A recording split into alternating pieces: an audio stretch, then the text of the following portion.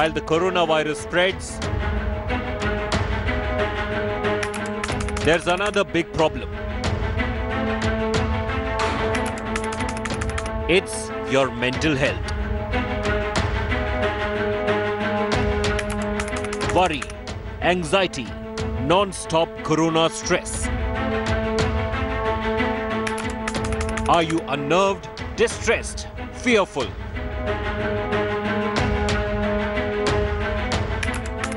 Are you losing sleep, ability to function? Are you worried about your kids and parents? Don't ignore your corona stress. Our experts tell you how to cope.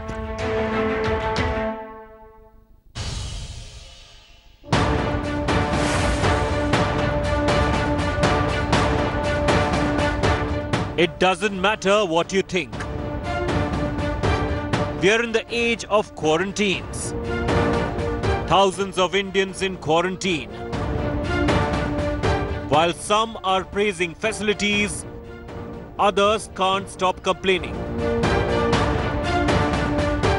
And now, 3-star quarantine voices from India's quarantines. Hello and welcome to a special broadcast of 5 Live. If you're feeling anxious, if you're feeling nervous, if you've been having sleepless nights without really realizing it, it could be stress over coronavirus. The good news is you're not alone. There are millions of people around the world consuming this uninterrupted flow of news and unfortunately lots of rumors as well, and it's having an impact on their mental health and their mental peace of mind. The other good news is there is help at hand, including right here on India Today. We've got experts to answer your every question and guide you through what has been a difficult time for everyone. And before we dive straight into how to navigate corona stress, and we'll have a panel of experts right here on 5 Live. I want to take you as always through the latest updates. This is a story that is developing with each passing minute. There are new numbers and new figures. Let me list them for you quickly so you're completely up to speed on this story with only facts and no rumors. Number one, the number of active cases in India has climbed to 115 after 3 tested positive in Ladakh and 2 in Noida on the outskirts of Delhi. Both the Noida infected, a male and a female, live in a residential complex in Noida's Sector 78 and Sector 100. One of the 2 had a travel history to France. Their families and the towers in which they live in have been put under quarantine. Development number 2. India has reported its 3rd death from COVID-19 after a 63-year-old patient passed away in Mumbai, sadly. The patient was admitted to Mumbai's Kasturba hospital. He died due to high blood pressure, pneumonia and inflammation of the heart. The patient had a travel history to Dubai. Development number 3. Anti-CAA protests in Delhi's Shaheen Bagh have refused to vacate the site despite the Delhi government banning gatherings of over 50 people. The protesters have decided to continue with their protest by now sitting 2 meters apart. Children too have been disallowed at the site. Remember, one newborn lost his life at this site a few months ago. Development number 4. Many temples across India have been closed amidst the coronavirus scare. Mumbai's famous Siddhi Vinayak temple and Shirdi Sai temple have been closed for further notice. The step has been taken to prevent gatherings of large crowds, of course. And finally, monuments too are under the lockdown and will remain shut till the 31st of March at the very least. The Taj Mahal, the Qutub Minar, the Red Fort in Delhi, as well as many UNESCO World Heritage sites like the Humayun's Tomb, Ajanta Caves and Hampi in Karnataka have been closed until at least March the 15th. So if you're thinking of going to any of these great monuments, you cannot do so for the moment as a result of the coronavirus scare.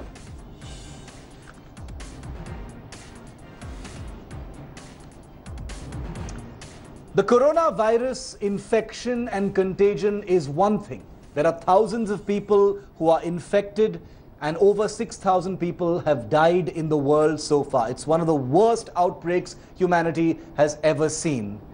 But even in this urban modern day, as we deal and let the healthcare professionals and governments across the world deal with the actual virus and look for a cure, there is another effect of coronavirus that you may be overlooking, that you may be not be paying enough attention to, and that is anxiety, the stress, the impact this is having on your mental state, whether you do have a mental issue or a pre-existing mental condition or not, coronavirus anxiety is definitely taking a toll on you. And that's why here are some questions that I want all of you, my viewers, to consider today before I get you some expert advice on how to deal with many of these things. Okay, let's take you through these. Question number one, and I want you to think about these questions very, very carefully. Are you unnerved? Are you, the viewer, are you unnerved by the bombardment of corona stories? Whether it's on TV, whether it's on social media, are you unnerved by these? Question number two, are you anxious about your children and especially your aging parents because of everything you've heard?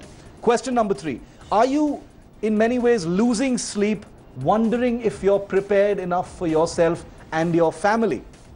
Question number four, are you worried you simply aren't doing enough? A lot of people are reporting this, that they're not doing enough to protect themselves and their family. Question number five, are you feeling cloistered? Are you feeling shut in? Are you feeling nervous because your movements have been restricted? There are many things you cannot do. Has this started affecting you mentally as well? And question number six, are you fearful of things spinning out of control? This is a difficult situation for everyone, but do you feel like things are out of control? Now, before I go to my guests and our experts today, I want to tell you there's bad news and there's good news. The bad news is these are all very, very legitimate questions and things are quite serious in the world. The good news is you are not alone at all. If the answer to any of these questions has been yes, millions of people around the world are suffering from anxiety and they want answers to some of these questions and perhaps help in navigating these new troubles. I want to introduce with me here on 5 Live, I'm very happy to have Shuchi Singh. She's a best-selling author and also a mental health advocate. We have Mahira Desai, who is a clinical psychologist, a medical researcher, and has a book on the myths surrounding coronavirus coming out very soon, and also Dr. Deepak Reja, who's a well-known psychiatrist. Shuchi, I want to come to you first. You've been tweeting, warning people about the risks of ignoring their anxiety. You said you've had lots of people talk to you about how anxious they are. I can imagine there must be many people who aren't even really talking about it. It's a silent killer, this anxiety and this stress, Shuchi.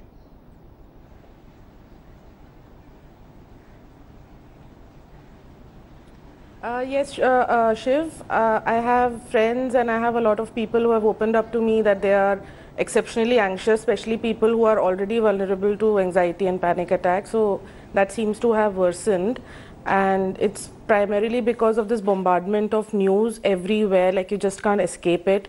It's on the TV, it's on the internet and WhatsApp. Wherever you go, people are talking about it everywhere. So there's like no way to disconnect from what's happening all around, and that constant bombardment of news and sometimes a lot of rumors and myths as well, and it tends to unnerve people. Sometimes some people handle it well, some people kind of don't. So I don't know what's a good balance between how much to stay connected and how much to just step back and just do your own thing and stay precautious in your own way.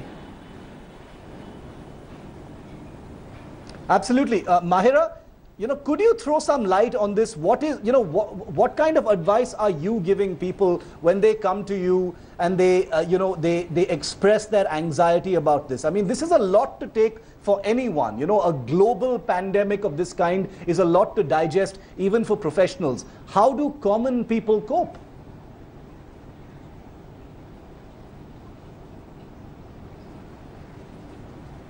Absolutely, Shiv. Thanks for having me on the show. It's a very fine balance that we need to find between rejecting all this abundance of information that we are getting and using it optimally and taking the necessary precautions. Now, first I'd like to highlight that the anxiety and fear often breeds when there's not accurate and adequate reliable sources for awareness. People, I think, don't have the right information. We all are being told the steps that are being taken by the government, what we should do, should not do. Some people think that the lists of do's and don'ts are too many, it's impractical, how will we remember it? And this is causing anxiety and panic. The answer to this is getting the right information from credible sources and then responding to the situation collectively. We need to respond, not react. Yeah, absolutely. Shuchi, you have children. How are, all parents are worried, and we keep getting that question about how do they inform their children? They don't want their children to be completely complacent, but they don't want their children to panic either. And yet parents are also dealing with their own anxiety. How do they communicate this worldwide pandemic to their children so they can feel better about it and not overreact?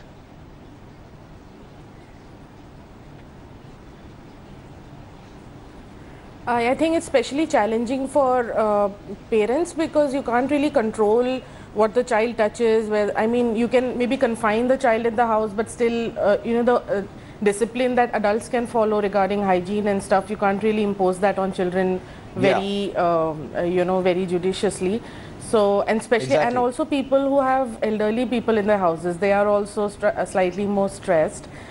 So, I mean, like, we need to educate our children, we need to, inform them about what's going on and the basic measures that they need to follow about washing their hands and, not touching their faces. In fact, it is said that masks don't really prevent, don't help prevent infection, but, you can still use them on kids so that they don't touch their nose and mouth at least often. So stuff like that, and I mean, try and not restrict them too much as well, because then they're just going to get even more stressed and you're going to get more stressed. So, I mean, and I would also urge people who are sharing information on this to be very responsible, because, I mean, you can't stop talking about it. So everybody has something to say, everybody will have tips to give, but I suggest just follow the official guidelines from WHO or the government sources. Don't read too much into it, because there's a lot that we still don't know. So whatever is coming from official sources, just go by that. Don't go by the myths and rumors that are circulating around. Very true. Mahira, one of the other things is because, like Shuchi said, everyone is talking about it. You're constantly hearing about symptoms. There's also this tendency for people to start getting anxious about whether they have any symptoms.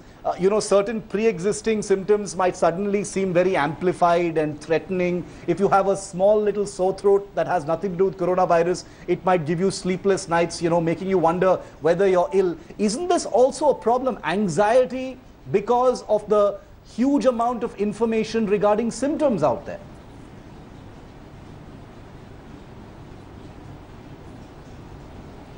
Absolutely, Shiv. We are seeing that a lot, even currently the way the situation is, if somebody sneezes in the same room, people distance themselves and react in a way as if they've almost committed a crime. And let's be honest, you could be sneezing for multiple reasons. It could just be a one-off. And it does not necessarily mean that you have coronavirus. If you allow me 2 minutes, I'd like to expand and simplify, because I think once we know what causes the disease and how we can acquire it, once we understand why we need to take the necessary precautions, it will be easier to implement them. Okay, since you also mentioned the, the fact that there is a lot of information out there, I want to, there are many skeptics. Remember, in India, mental health requires constant awareness, because there are large numbers of people in this country who are deniers. They say, oh, mental health isn't really that much of an issue. Everyone worries about things. This is an issue. But I just want to, highlight some things about why you shouldn't be ignoring corona stress. It does not make you weak if you are feeling anxious, if you're having sleepless nights, if you're worried about your children or your parents. So let me just list out for you one of the 5 reasons why you should not be ignoring your corona stress. 1, it can debilitate your daily routine. Very simply, it can debilitate because you're thinking about it, you're stressed out, you can't function. It can impede everyday decision making, say many healthcare experts, because you're constantly influenced by this overwhelming feeling of threat and dread, and therefore maybe your decisions won't be made properly. It can create relationship stress with family and friends. Many people, are shutting themselves out. There are interpersonal issues as well. They might take out their frustrations on their family and friends. Number 4, it can affect your work and your productivity. And finally, it can make existing mental issues worse, mental health issues worse. Shuchi, you're a mental health advocate as well. How does one talk to people who are deniers that stress and anxiety is an issue? Isn't it true that people need to understand that it is not a weakness to embrace the fact that anxiety and stress are real issues, and it is better to deal with them rather than deny them?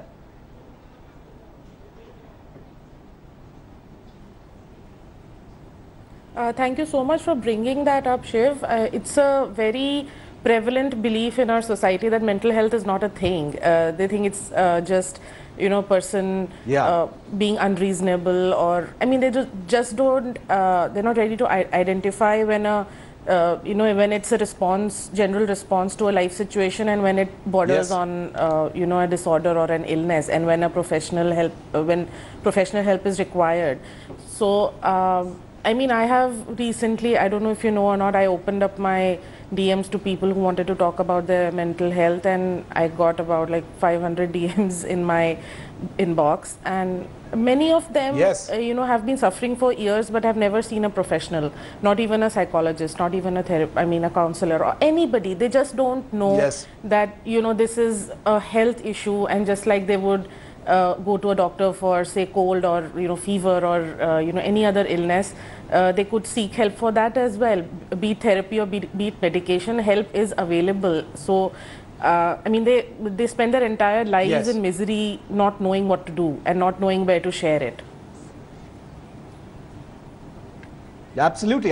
Not knowing what to do, the stigma and the embarrassment that, taints many things in this country in terms of seeking help, seeking therapy, admitting that you're not doing well mentally in dealing with something like this is very much a root of the problem. So to all of my viewers listening today, I want you to know, if you're anxious, you are not alone. You are really not alone. There are people out there who are anxious and don't want to admit it either, but it is nothing to be ashamed of. I will admit right here on television that I feel anxious. I have sleep issues sometimes thinking about this. I have a young child as well. I want her safety. So we're all in this together as far as mental health is concerned. Dr. Deepak Raheja is also joining us. He's a well-known psychiatrist.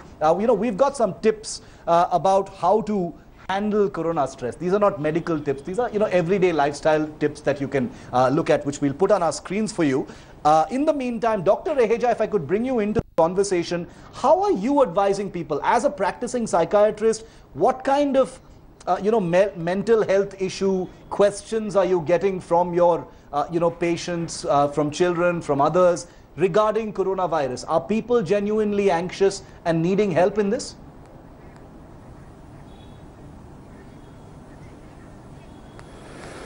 So this is definitely a mental health crisis situation, requiring definitely a mental health intervention that has been unprecedented. So if we divide, there is a vulnerable population who has a diathesis or who may be suffering from a psychological/psychiatric disorder. And then there is a crisis-like situation or a pressure that the general population is dealing with. I think first and foremost, the issue of stigmatization, what if I'm diagnosed, what happens to me, if we date back when there were sanatoriums for treatment of tuberculosis or leprosy, people would suffer, but they will not acknowledge, they will not bring it out in the open for the fear of being discriminated, for the fear of being stigmatized. And I think such is the situation today. Not only people have questions, they have been bombarded with information, but having not known what to do, what information to process, how to take it forward, I think people are grappling with fear, anxiety, panic, not knowing knowing what to do. And I think this fear and anxiety is transmitting from one person to another. Whether we will or not get COVID or not, but we are definitely suffering from anxiety, panic, and I'm not talking about the vulnerable population who will seek out the courage enough to go to a mental health practitioner, but I'm talking about population in general, our friends, our colleagues, our families. So I think we are ill-prepared to the extent that it is unprecedented. We do not have precedence, of something like this, and people are baffled. And I think it is very important at this point to acknowledge our mental health needs.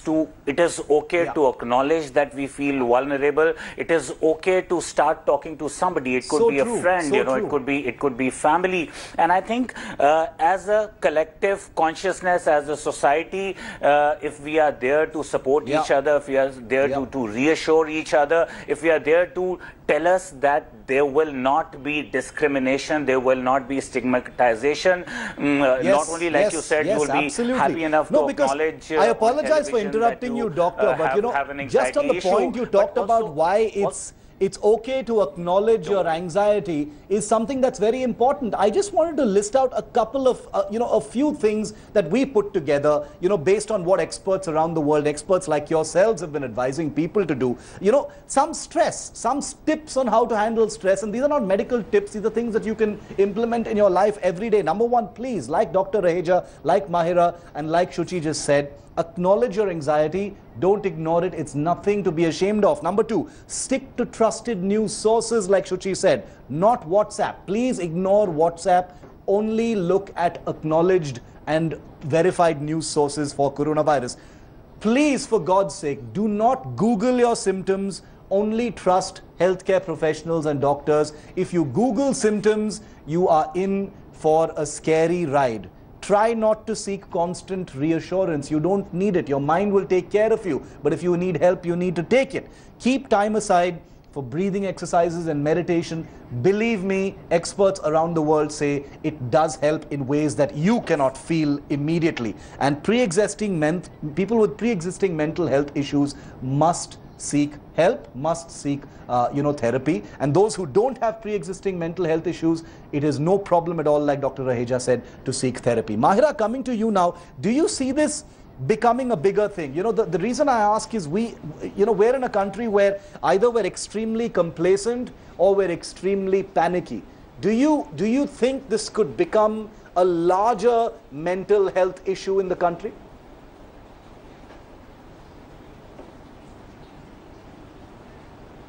Absolutely, Shiv. Just to add to a few more tips, and then I will address your question on what else you could be doing. Right now, with the way the situation is growing in the country, it looks like more restrictions, more lockdowns are only increasing. So what one can do is also try and maintain a routine for yourself within your house if you've been asked to work from home. If you're not allowed, if you are within an isolation, taking care of your sleep, your nutrition and exercising, even if it is within the confines of your home, is absolutely essential even for your mental health. I would recommend restrict the amount of time that you are accessing news and information. Because currently we don't know, this is the first time the world is dealing with a pandemic like this, and we have to come together through this. So it's important as much to be aware, but also to stay slightly distant from this situation. Yes, we may not be able to meet people and we need to keep distance, but I would like to propose a concept that our co-authors on the book we've been discussing. Everyone keeps saying social distance, but we actually would like to rephrase it and use the word physical distance.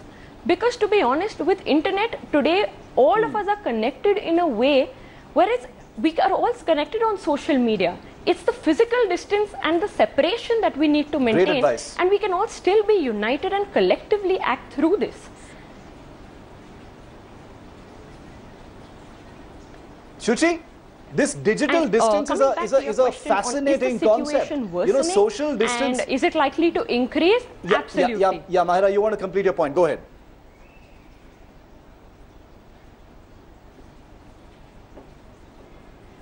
No, so coming back, is this situation growing? Yes. And do we have to, and see, with mental health, the good thing is you can take help, seek help on calling helplines. You can share your woes, and it's accessible and available.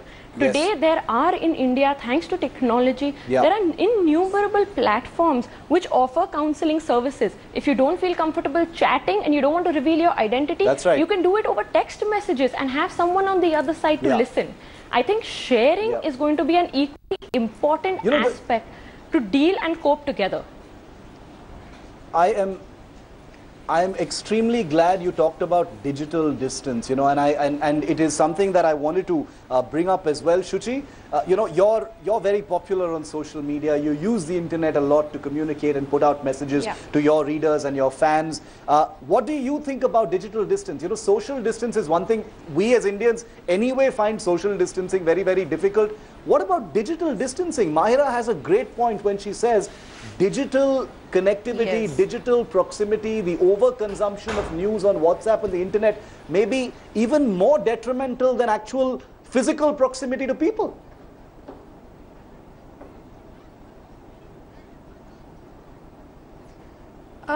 I would sort of say that it's a boon, in fact, that we are in a digital age and we are so well connected. So even if we are confined into our houses, we are still connected with family, friends. We can have group calls, Skype calls, or you know, we have multiple ways to use our time effectively instead of just scrolling down social media and you know, consuming all the negative news.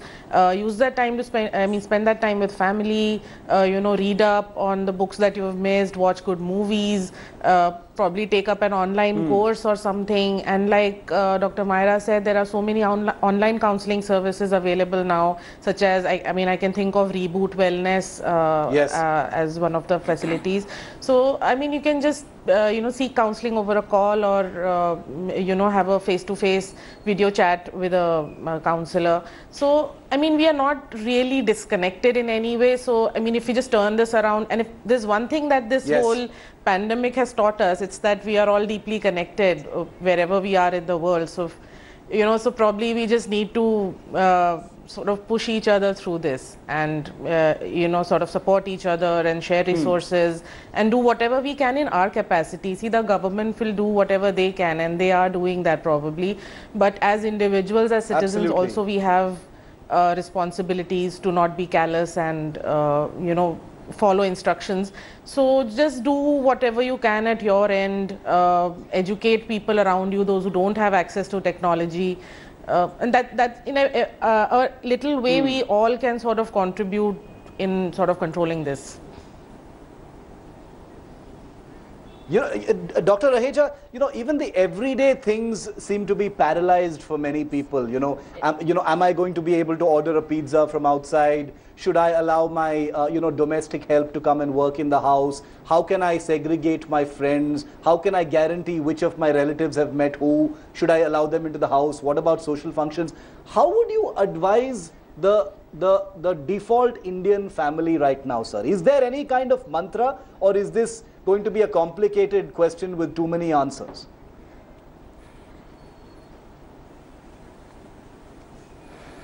So, see, in my opinion, I think it's a paradox. If you see the way the Western world is handling the panic vis-a-vis the way India has handled the panic, I would still go back and conjure up the roots of our culture to say that we are indeed a very resilient culture. I think we are more empathetic, more supportive in a hour like this towards each other, and I think we will be able to come out of it in a more structured, a more cohesive, and a more stronger way. I mean, I remember going to a college where, you know, one of my professor, if I date back, suffered from a serious psychiatric illness. He never needed to prematurely retire. He came to college a few days, he took off, but the whole system was so supportive towards him that he could live through his disease process and still serve and do the job that he was doing.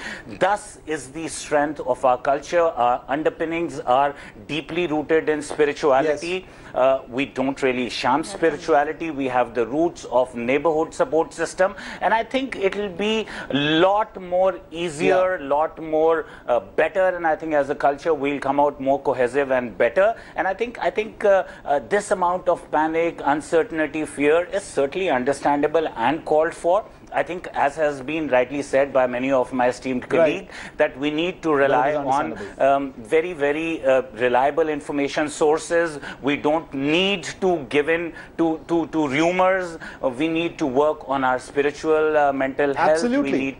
We need to keep grounded. We need to be mindful. We need to be in the moment and not just given to panic and fear. And I think we need to worry like we are worrying about the vulnerable aging population who may be more prone to the devastating effects. Similarly, the population which has a diagnosis for a psychological morbidity, I think needs to be identified, cared for, taken to a professional and mustered adequate help. So I'm just hoping that's going to be easier said than done, because this is a country where people with mental health, there are problems, there are stigmas in admitting them. Families don't want to reveal that they've got loved ones who have mental health issues. So actually identifying this population is going to be difficult. They may be even more vulnerable, apart from the devastating effects of the virus itself. Mahira, simple things like, as I wind up this discussion, and we've all learnt a lot, and I hope my viewers have found some answers as well. But Mahira, the simple issue of mental health stigma, do you think that navigating this entire crisis will teach Indian families and citizens in general that this whole stigma attached to mental health is something that needs to be left behind?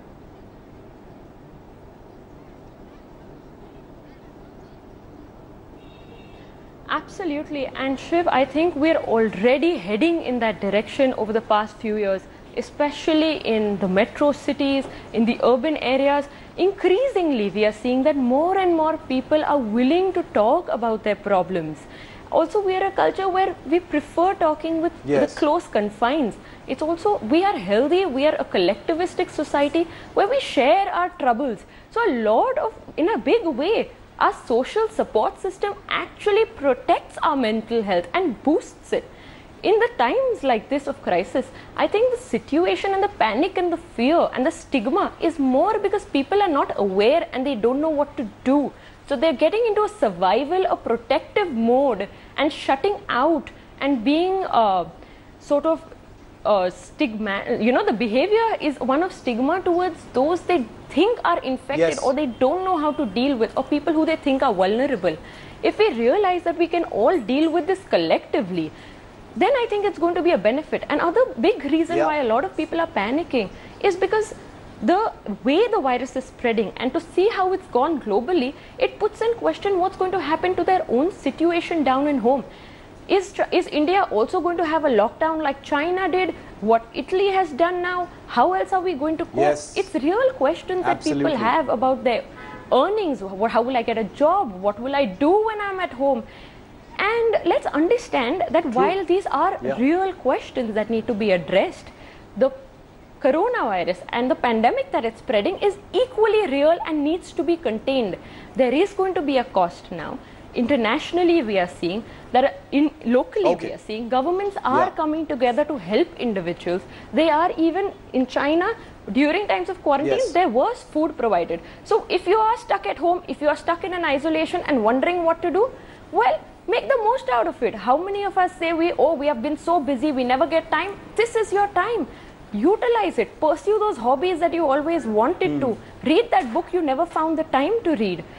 While you are at home with your family, spend time, play board games, make the most of it. So the state of mind that we are going to create is also equally important in fighting this pandemic.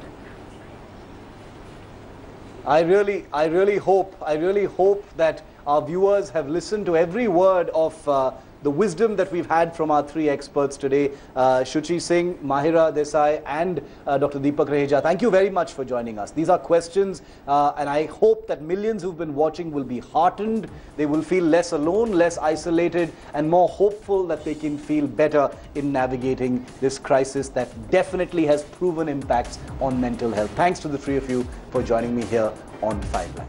Hi everyone, Preeti Chaudhary here. Hope you like this video. For latest news and analysis, like and subscribe to the India Today YouTube channel. And don't forget to press the bell icon to stay updated. Thank you for watching.